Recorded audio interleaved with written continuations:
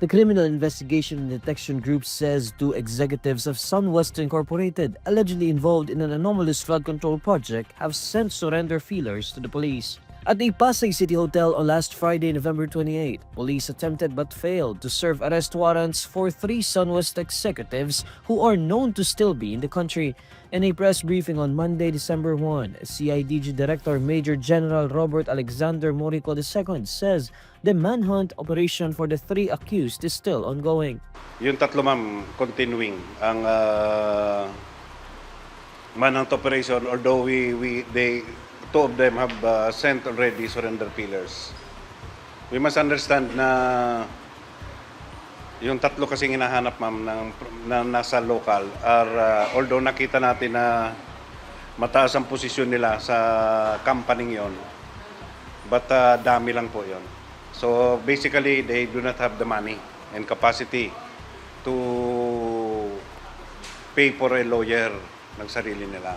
Although Morico does not identify them, the CIDG National Capital Region previously identified the three SunWest officials being sought as company directors Consuelo Aldon, Noel Cao, and Anthony Ngo. The CIDG director declines to identify who among the company directors sent surrender feelers. May back channel po na sa amin. And siyempre wala po silang personal na abogado and apparently parang napabayaan.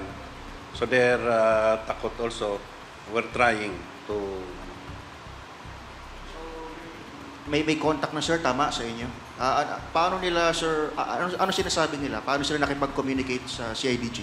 May mga kamag-anak na lumapit. I think yung credibility ng CIDG was well established na igagalang namin yung karapatan nila. SunWest is a construction firm linked to former House Appropriations Chair and resigned Ako Bicol Party List Representative Zaldi Co. Co and 15 others are accused of graft and malversation before the Sandigan Bayan in connection with a 289.5 million road dike project in Oriental Mindoro. Aldon, Cao, and Ngo are among the accused still at large. Last week, 9 Department of Public Works and Highways Mimaropa officials were taken into government custody.